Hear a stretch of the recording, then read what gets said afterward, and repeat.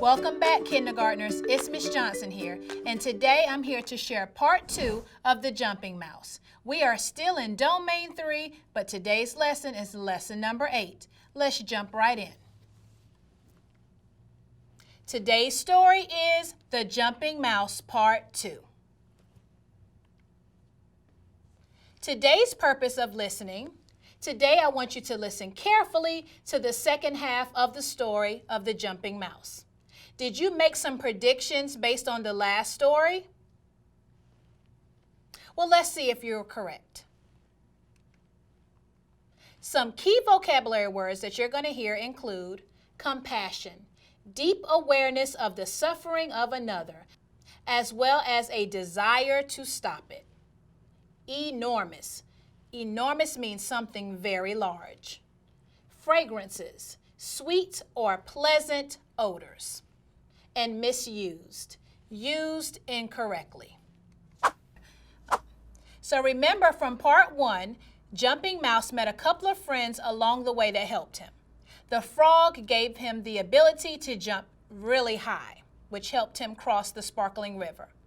He then met the fat mouse that helped feed him and kept him company while he rested. So let's see what the jumping mouse will do next.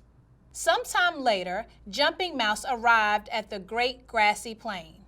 There he found a bison lying sadly in the grass. "Hello, bison," said the Jumping Mouse.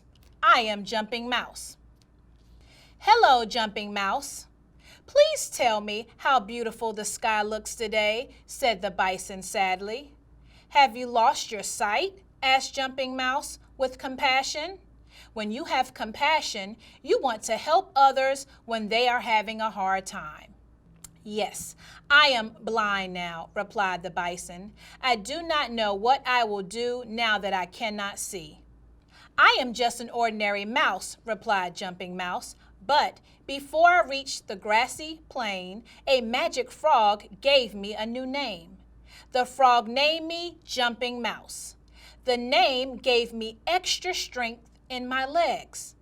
I will name you Eyes of a Mouse in hopes that your eyes will regain their strength."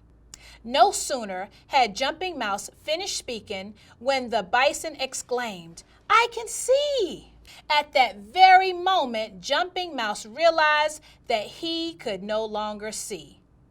"And I cannot see," said the Jumping Mouse. "Dear Jumping Mouse," said the bison, "you have given me your eyes. I am so thankful. Let me do something for you." "Well, I am on my way to the far-off land," explained the Jumping Mouse. "Though how I will get there now, I don't know." "Come jump beneath my enormous hooves, and I will guide you across the grassy plain to the high mountain," said the bison gently, and with that they set off. Now remember, enormous means very big. When they reached the high mountain, the bison bid farewell to the Jumping Mouse. Jumping Mouse rested for a while, and then he began to climb the mountain. It was difficult, as the Jumping Mouse could not easily tell which way to go. He sniffed the air and followed the scent of pine. Jumping Mouse trod along the grass and rocks, but then he trod on something that felt alarmingly like fur. Jumping Mouse sniffed the air again. "Woof!" he said in a frightening voice. "Do not fear me," replied the wolf, "for I am a very sad wolf. I have lost my sense of smell. I do not know how I will find food without it." "My dear wolf," said the Jumping Mouse, "it may seem strange, but I gave the bison my sight. I will call you Nose of a Mouse, and we shall see what will happen." No sooner had Jumping Mouse spoken these words than the wolf sniffed the air and cried, "I can smell you, Jumping Mouse, and the other wonderful fragrances as well. Thank you. I am so grateful. How can I repay you?" Well, I am on my way to the far-off land.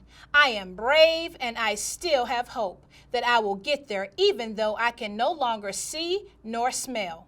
Perhaps you can help me. I will help you, Jumping Mouse. Walk beneath my body and I will lead you onward, said the wolf. Onward they went until last the wolf exclaimed, I can go no further. We are on top of a high mountain. I must bid you a goodbye, my friend. And with that, the wolf retreated back down the mountainside. For the first time, Jumping Mouse felt fear. How would he ever get to the far-off land now that he could no longer see nor smell? A tiny drop fell to the ground. At that very moment, Jumping Mouse heard a familiar voice. Don't be fearful, said the magic frog, for it was he. You could have misused my gift, but you didn't.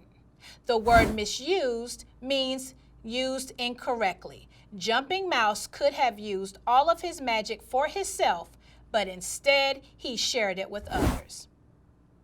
Instead, you showed kindness and you helped others on your journey. Jump high into the sky, my friend. Jumping Mouse hesitated for just a second, and then he jumped high into the sky. Immediately, he felt the air lift him up into the clouds.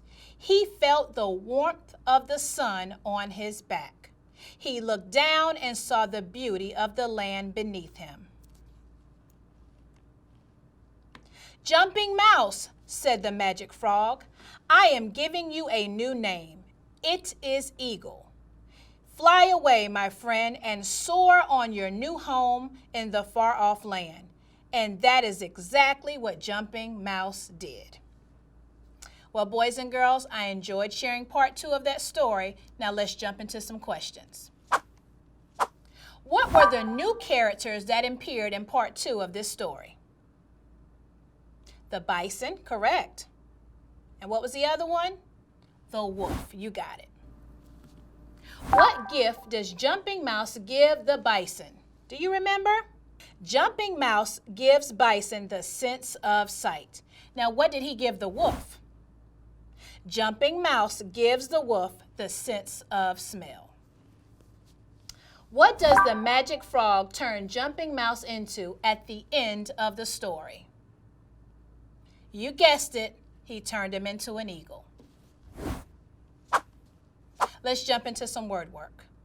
In the read aloud you heard, you could have misused my gift, but you did not. Say the word misused with me 3 times. Misused, misused, misused.